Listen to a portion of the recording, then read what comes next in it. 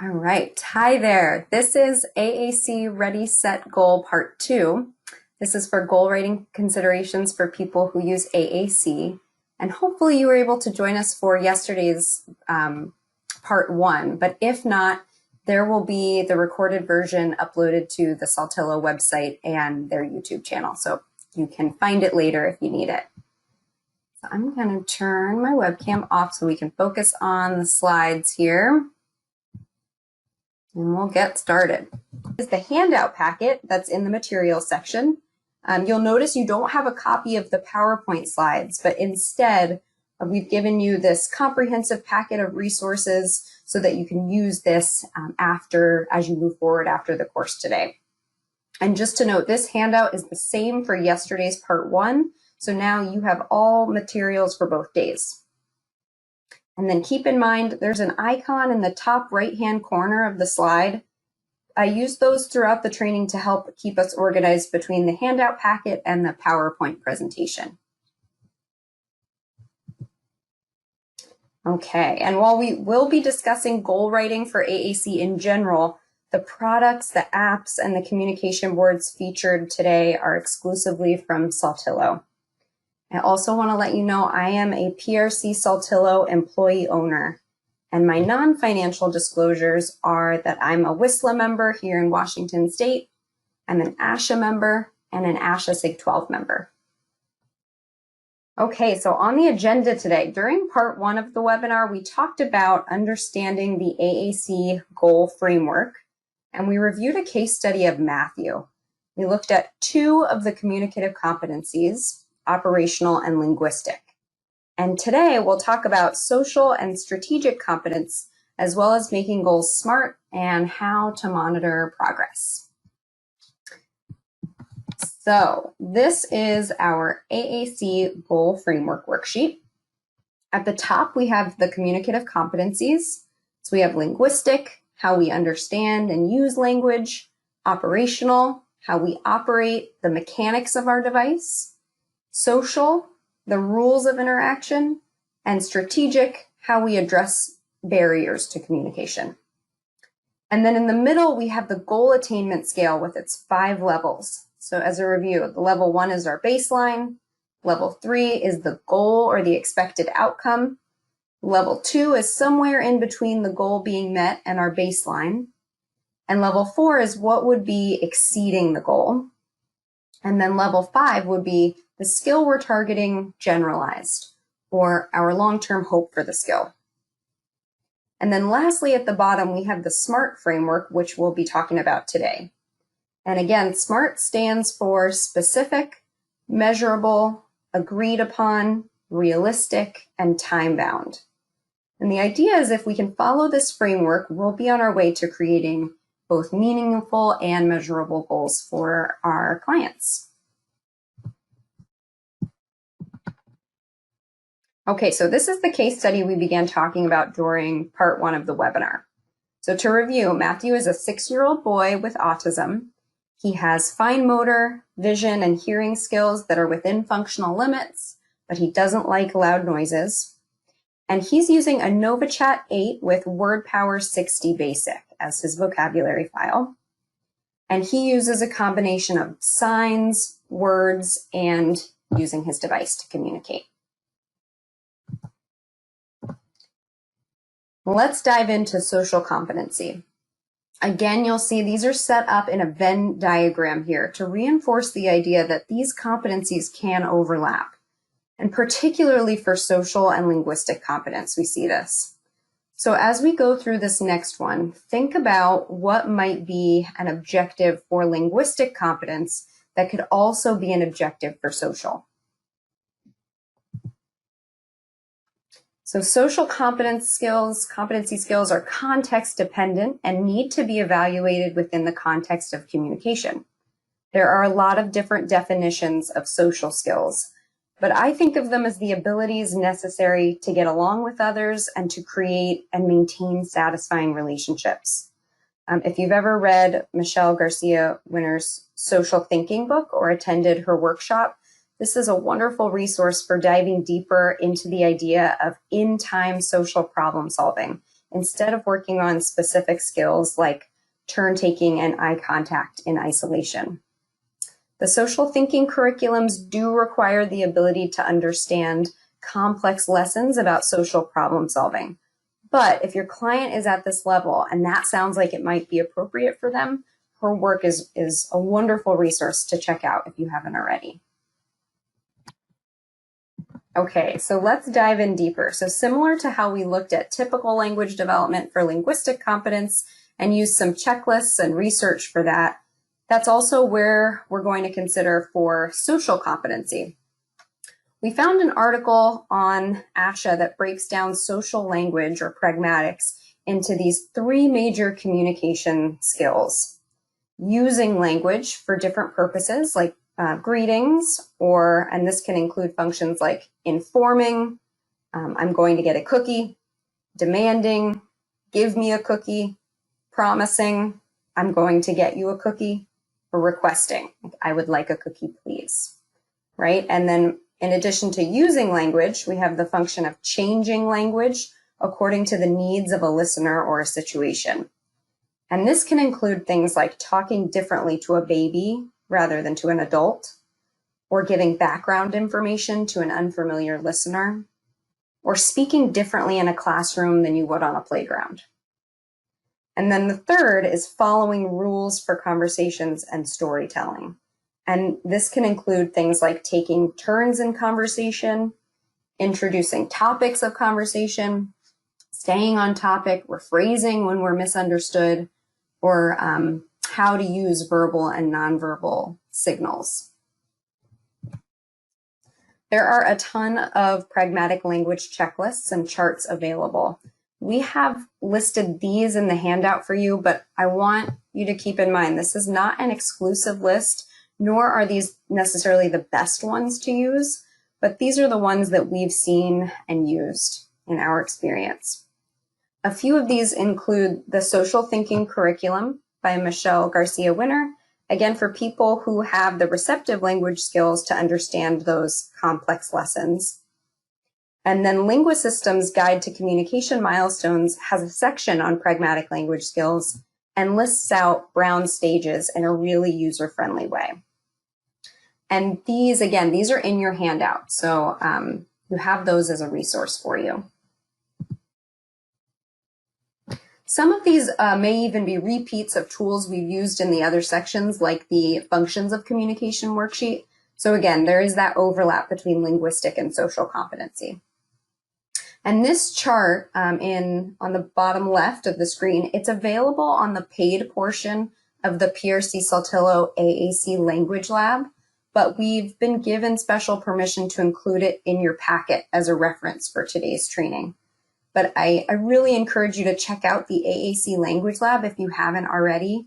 It's been updated to include more supports and activities that pair with Saltillo's Word Power 42 basic and 60 basic vocabulary files.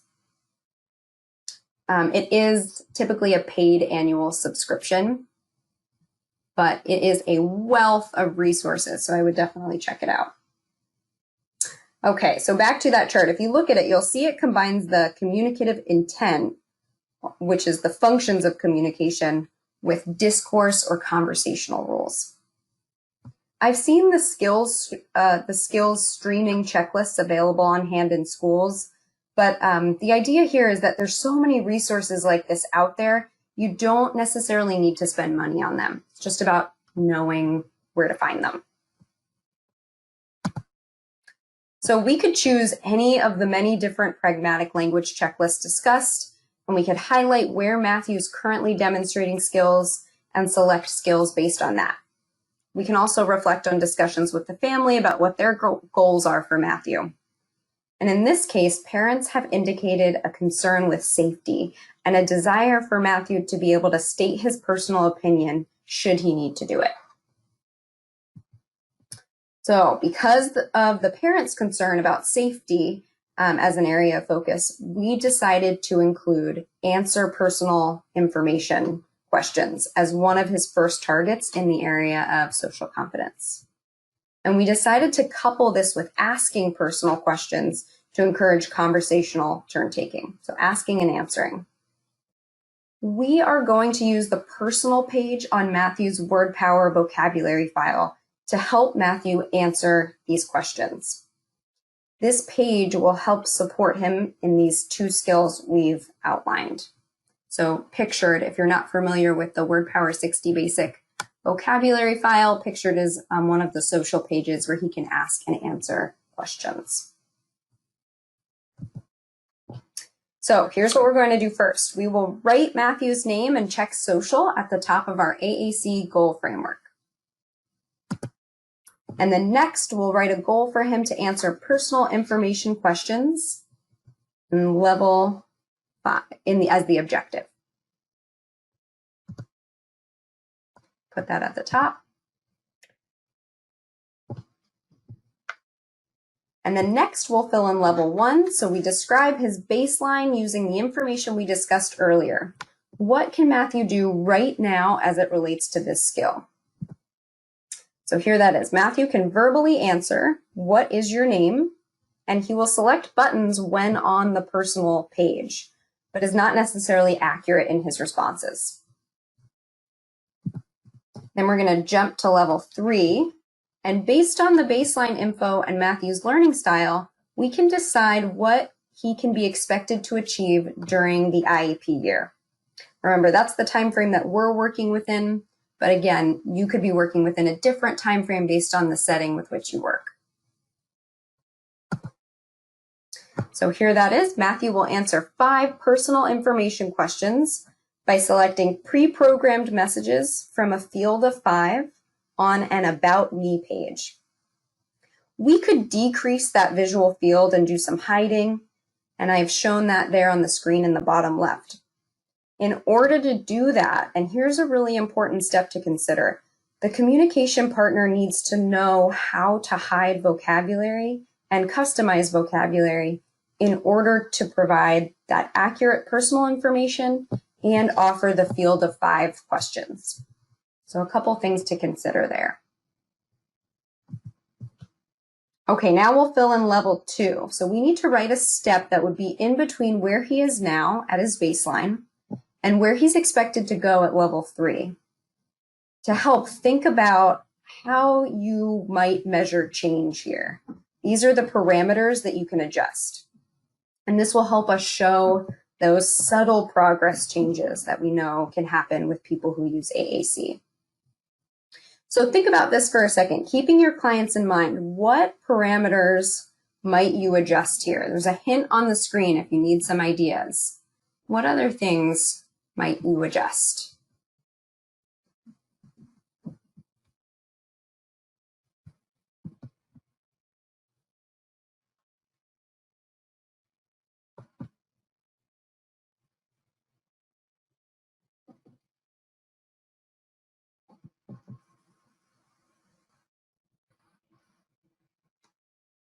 Yeah, I like that. The level of prompting or the number of questions available.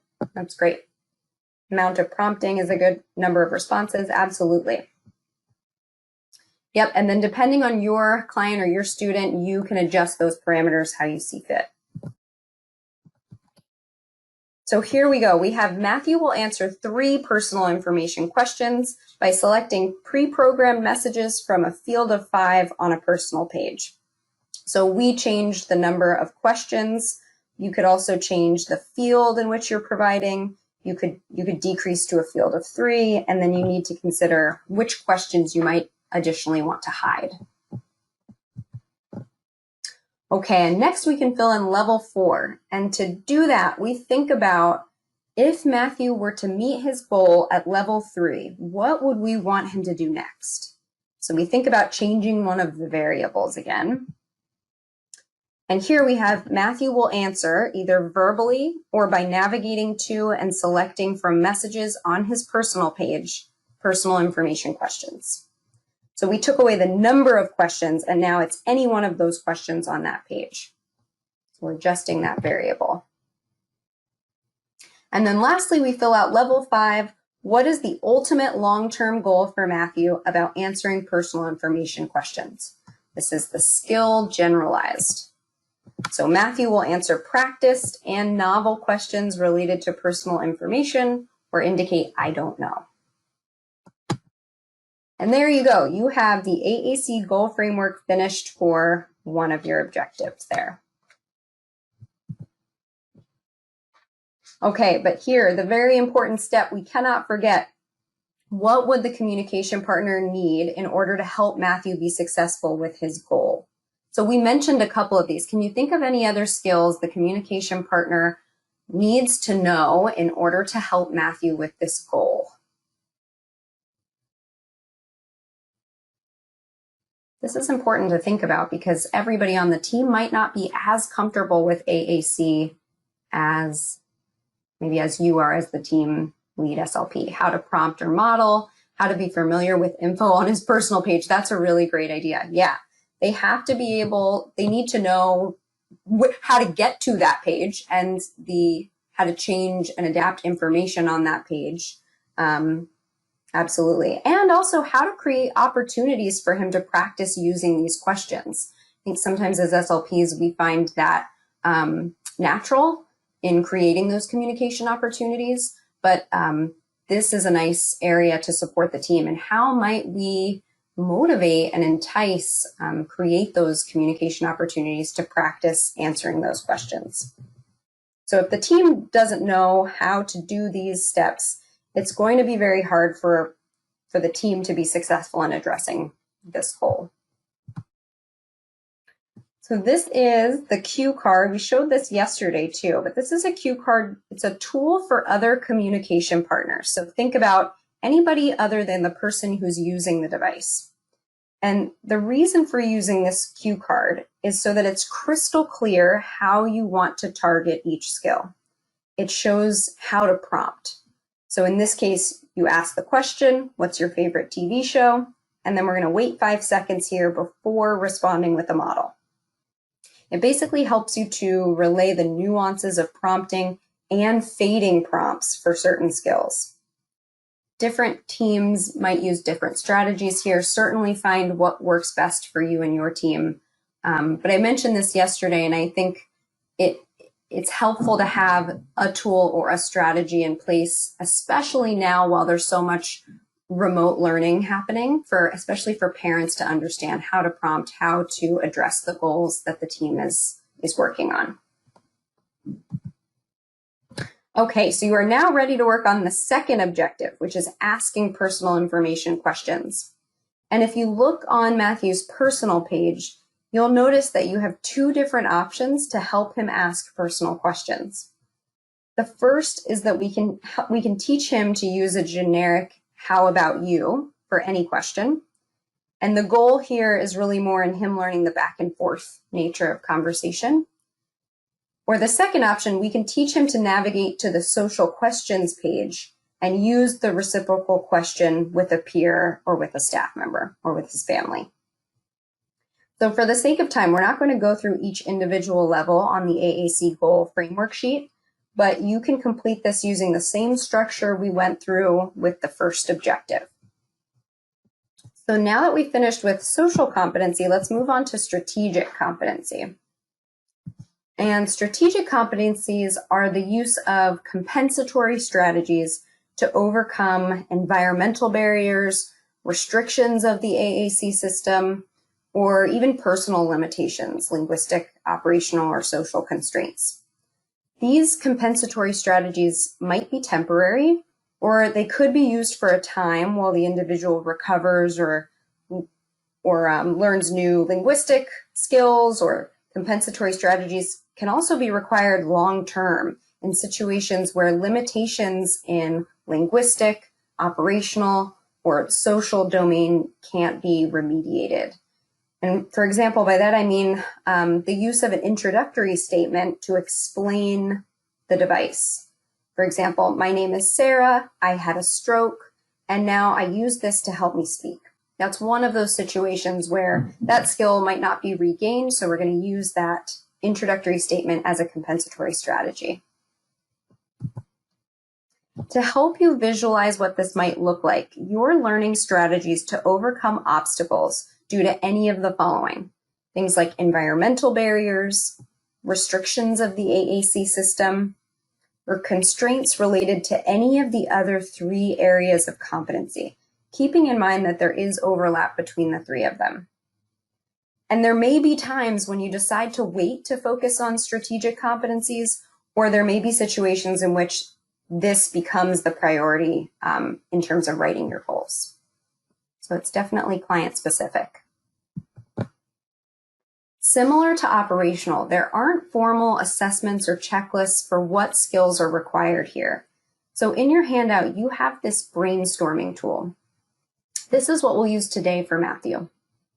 The brainstorming tool is not intended to be a comprehensive list, nor is it intended to be listed in a hierarchy. But these are ideas that can be considered individually based on the person using the device and what is most functional for him or her to learn to do. So these are ideas to give you a place to start. We'll go more specifically into each one now to think through how they work together. So first up, we have environmental barriers. On the left, you see what the barrier is, and on the right, you see some ideas for compensatory strategies to address that barrier. So for example, being outdoors can be a barrier if there's a glare on your device screen.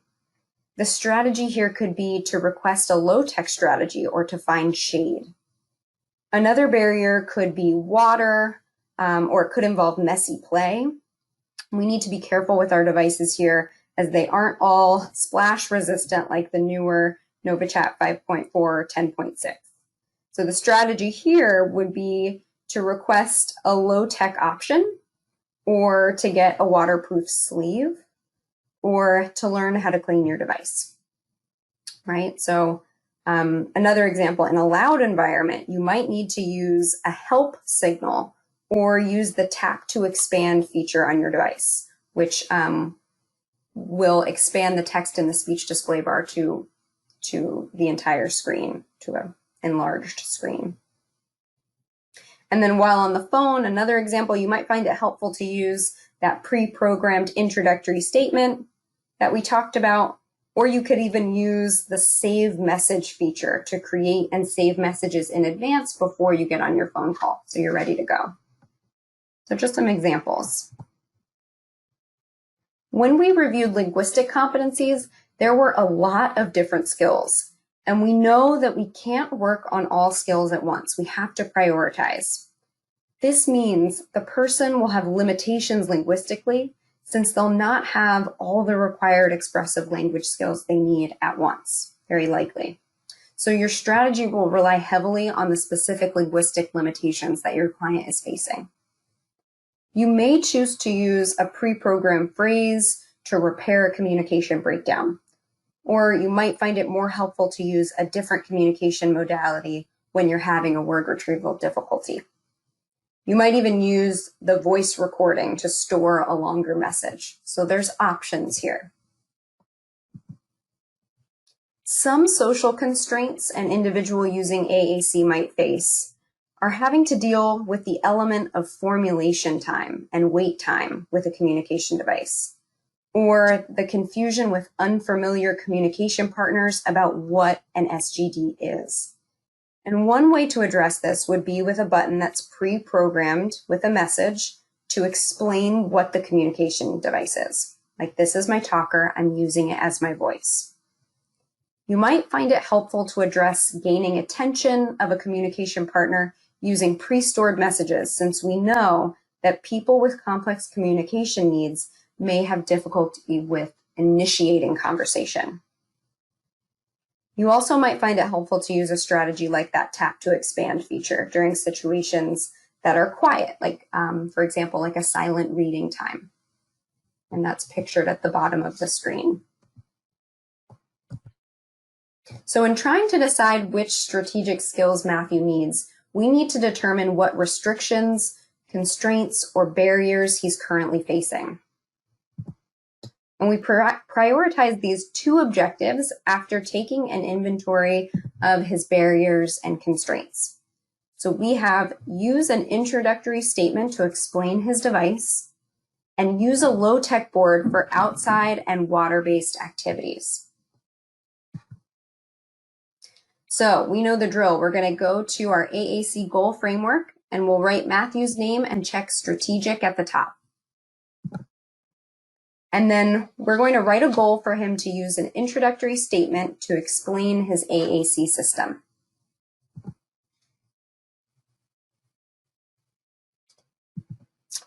So this is an example of an introductory statement that's currently already pre-programmed onto the social page. We'll change the statement to be a little less formal and reflect Matthew's age and personality. So instead of saying this is an augmentative communication device, we'll say this is my device or my talker, and I use it to help me talk. Now we can move to level 1 to describe his baseline. So what can he do now as it relates to this skill? We have that Matthew uses pre-programmed messages from his social page. If asked, what is that? Like when pointing to his device, he'll select a button randomly. He'll get the device when he's directed. So that's where we currently are. And now we can move to level 3. So based on the baseline info and Matthew's learning style, now we can decide what can be expected to be achieved during the IEP year. So when asked, what is that? Matthew will navigate to and use an introductory statement to explain it to 5 different people. Then we're going to move to level 2. We'll write a step that would go in between where he is now at his baseline and where he's expected to go at level 3. And remember here that we can consider things like what level of support he'll need, the number of target questions, or the number of activities as example parameters here. But for Matthew, we decided we would use that he would use the introductory statement to explain it to 2 different people with 1 gestural prompt. So we changed that parameter here for Matthew, the support and the people. Now we can move to level 4. So think about what we want Matthew to do once he meets his goal at level 3. We have that Matthew will use the introductory statement to explain the device to a variety of people in a variety of different environments.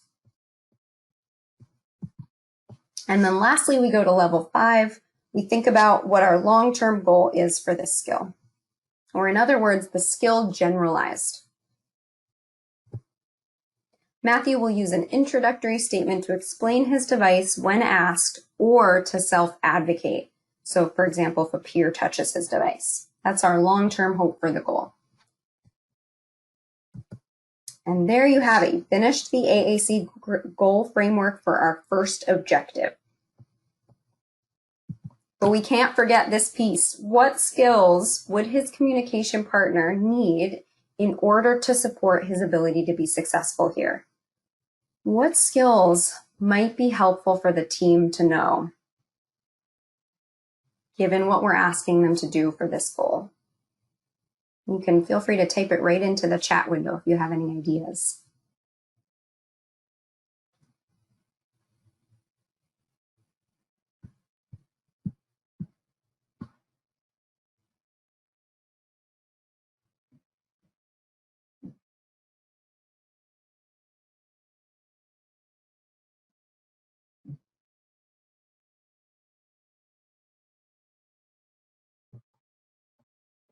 Well, one of the things I'm thinking, we need to know how to navigate to that info and prompt as needed. So we have to know where that introductory statement is on the device. If we want to modify it or edit it to be more age appropriate or personal, we need to know how to do that.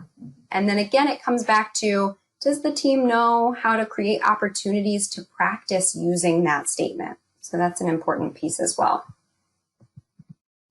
And then we come back to our cue card, our tool for other communication partners. In this case, it lists out that we would ask Matthew, what is that? We point to his device. We would wait 5 seconds, and then it lists what we do if he doesn't respond. We point to his device, and then we wait again. If he selects the AAC device button there, we would respond naturally, thanks for telling me, I like that. If he doesn't, we can model that and say, I think this is your NovaChat device. It helps you tell me what you want. So really crystal clear about how the team can help support him in this skill. So let's move on to the second objective. It's related to using a low-tech board during water activities. Trisha, I love these cute note cards. Is there a template for them? That's a great question.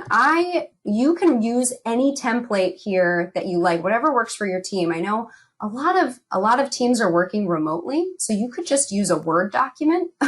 You can use any system that works well for your team in the situation that you're working with at the moment. And I know that's kind of constantly changing too.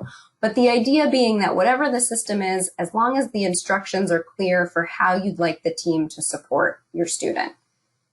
And parents too, I think I've heard that this has been really helpful recently when there's so much going on, and to have clear directions for how to support is a nice support for them.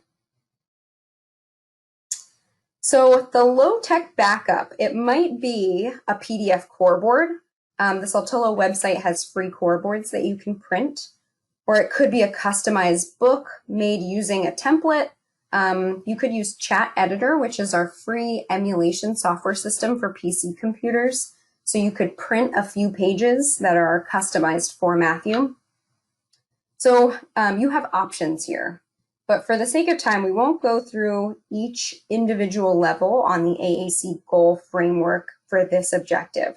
But to start us off, we'll look at level 3. So Matthew will directly select on his low-tech communication book, given aided language input provided by his teachers and therapists 5 times during water play. So those are listed in your handout, so no need to feel like you need to rush to write all of that down. That'll be on page 29. And if we have time at the end, I would love to pull up where these low-tech boards are located on the Saltillo website, in case that's helpful for you to have as a resource too. Any questions before we keep moving on here?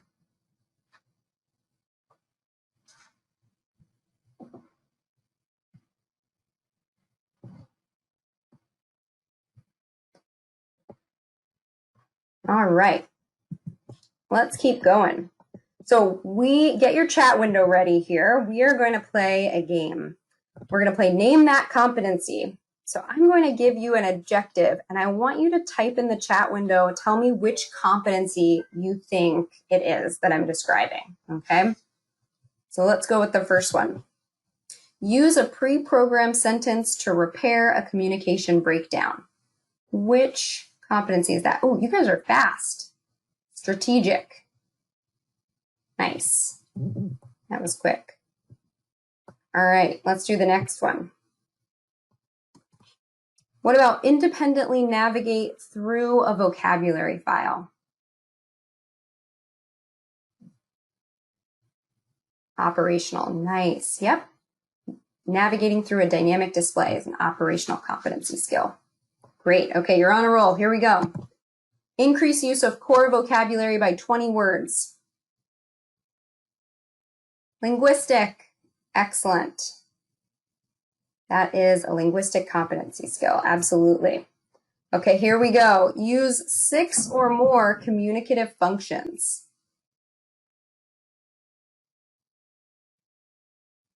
Okay, we have everybody saying social. Yes, it could absolutely count as a social competence skill. What other might it fall into? This is where this overlap comes through. I agree. It definitely could be social competency. Yeah, and then linguistic too. This is the overlap. Okay, 100%. You guys nailed it. Okay, so now that we have a good idea of the AAC goal framework for the objectives, we said at the beginning that this is not a goal writing workshop, so to speak. Keep in mind, you'll still need to write these goals according to the rules or the policies for wherever you're working. But the final element of this framework is the SMART terminology. And this is purposely positioned at the bottom, as really the initial focus is on getting the content of the goals down. And then the SMART framework helps us fine-tune our writing and ensure we have included all the necessary components to be considered quality goals and objectives. So this is why we're kind of touching on this near the end. So on the left of the screen, you have the SMART checklist, and that's in your handout as well. You can use this checklist to make sure you're writing goals that are specific, measurable, agreed upon, realistic, and time-bound. And to help make sure you're doing this, there's this idea of using doing words versus vague or slippery words. An example of this could be like participates. What does that actually mean? What is the doing that you are going to be observing for that? This resource is shown on the right side of the screen. So if you have a goal that says Matthew will participate in a 20-minute social skills group once per week, what skill is being improved with this goal? And we can think about, is there a more direct and clear way to write a goal and distinguish what functional skill therapy is working to improve? And again, this is even more important now that so much of therapists' work is virtual and remote, is being really clear about what the team and the parents need to be addressing at home. So for example, Matthew will greet 5 peers by name, or Matthew will share a recorded message with 3 different peers, or he will answer 3 questions related to a social thinking story or game. So after you finish brainstorming and thinking through your goals like we've done so far, then you can go back and review these. And there are several places in the example goals that we wrote today so far where you'd likely find them not to be written in a smart way. And this was intentional. We didn't want to get caught up in the details at the beginning because that can kind of kill the creative thought process. But now that we have our general ideas down for the goal, let's take a look at one of the objectives and see if it gets a SMART stamp of approval. So Matthew will use 6 target prepositions to direct action during structured play activities with minimal support. What do you think? You can type an N for no, a Y for yes. Is this goal SMART?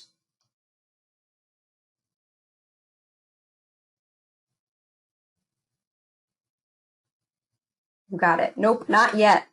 So now let me ask you, what part of this goal are you considering a little vague? Aha, yes, minimal support. What do we mean by that? This can vary from person to person. So we need to define exactly what minimal support looks like to make it measurable. Exactly.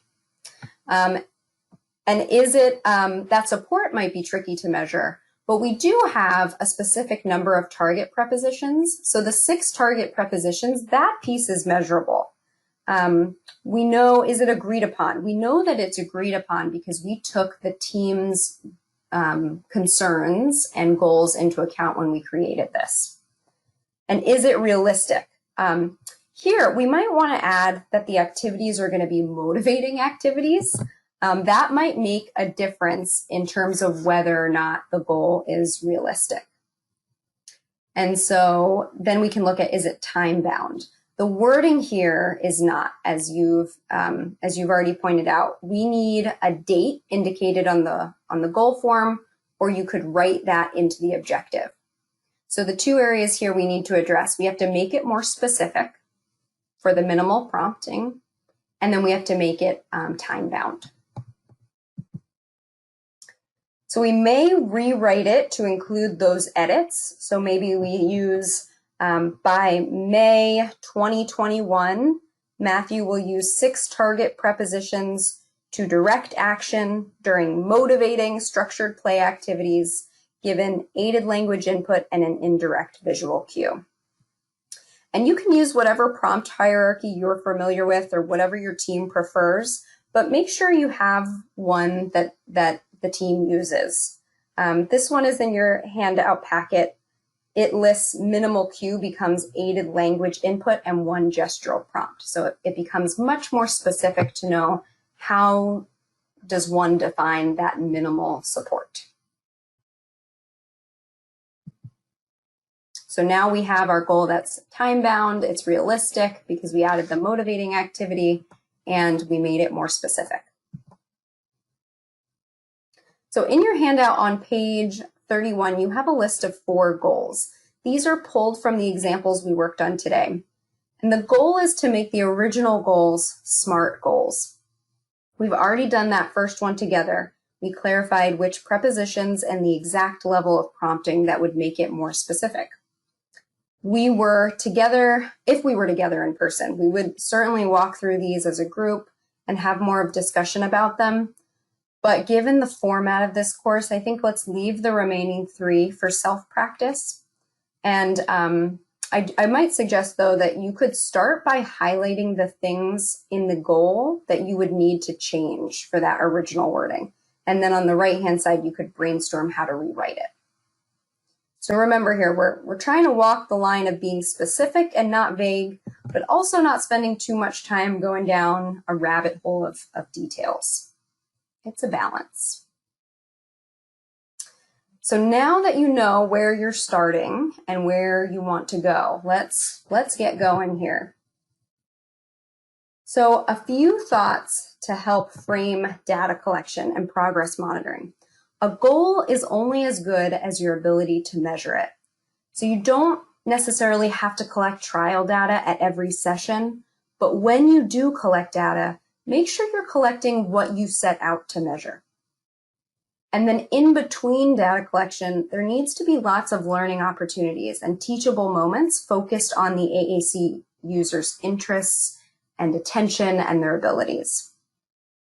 And then keeping in line with how we've worked through things today, when you decide to collect data, look at what you already have and are using with other students and clients. There are a lot of available free data sheets, but you may find that you need something more customized, and you can kind of create that yourself. We'll look at that in just a minute.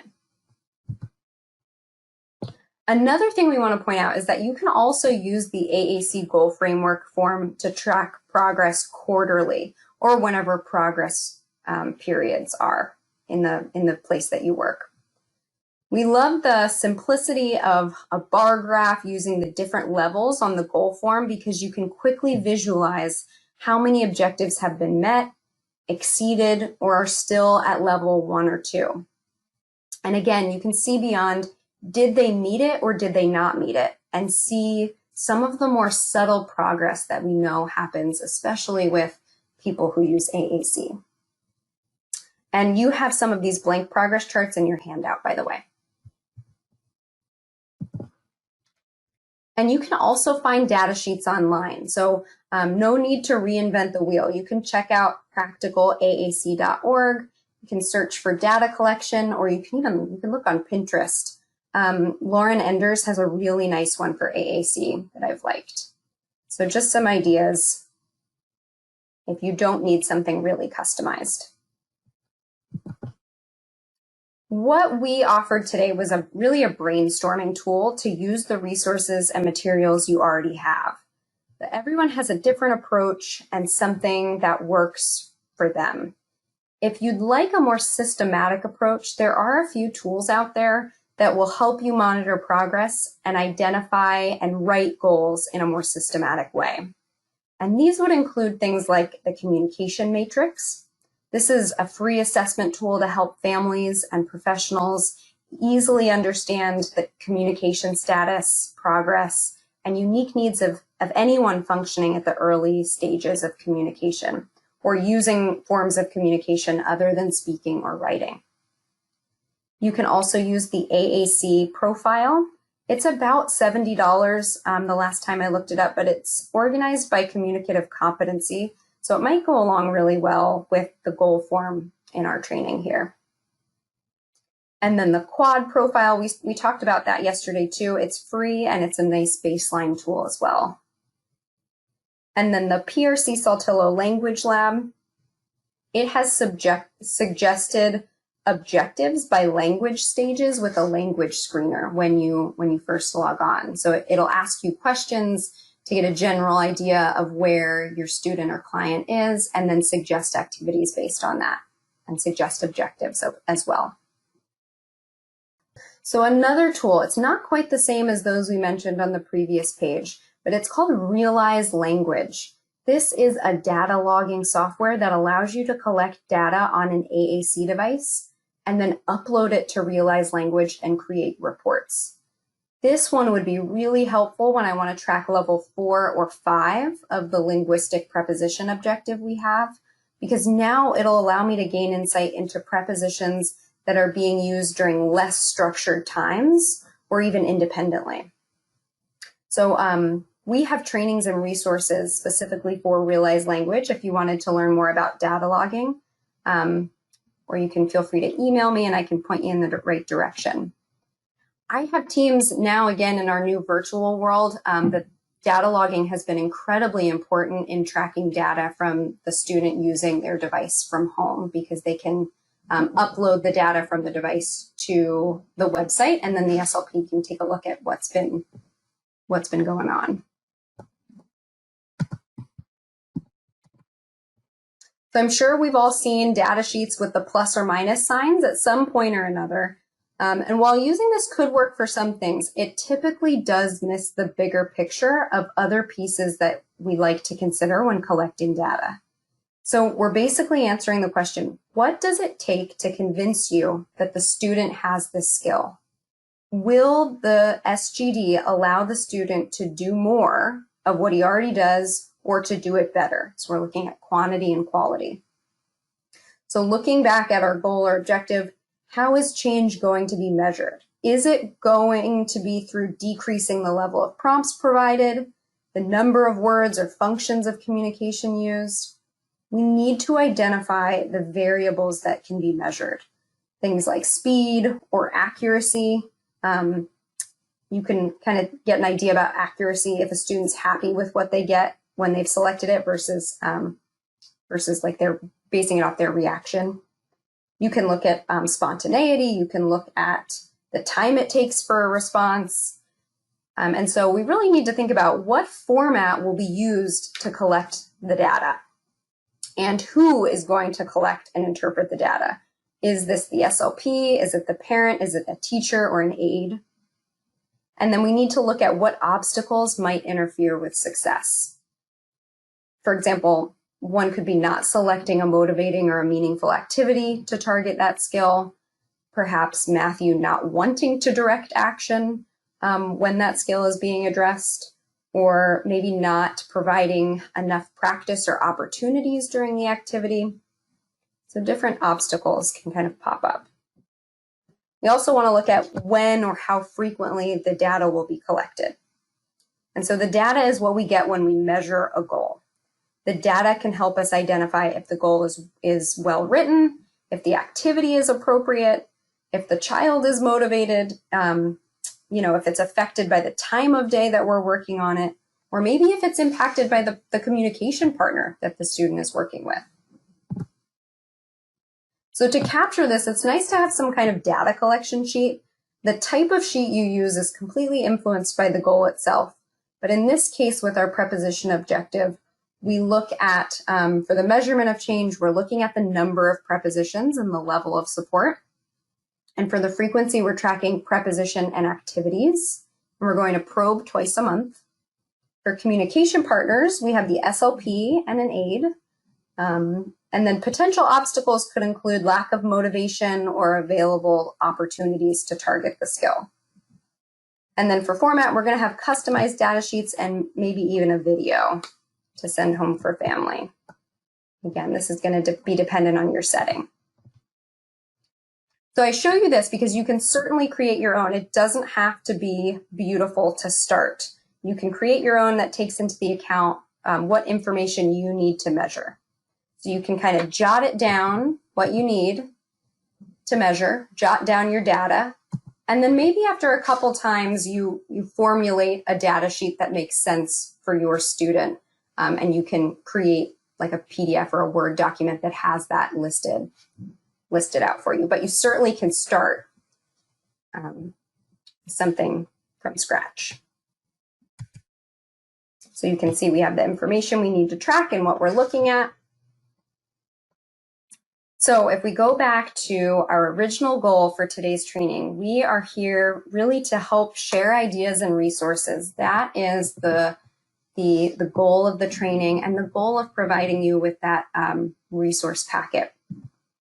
So if anybody has any questions, this would be a great time for those. I'll leave this up on the screen just for a minute here. I encourage you to check us out on Facebook, the Saltillo brand Facebook group, if you're not already following. Those posts have really wonderful implementation strategies, and they highlight resources that Saltillo has for free in the chat corner of their website. And speaking of the chat corner on the Saltillo website, that is where you can find the low-tech communication boards and the flip books that you can print out if you need a low-tech option for any of your students. And those you can email to parents as well in case you're not seeing them directly in person.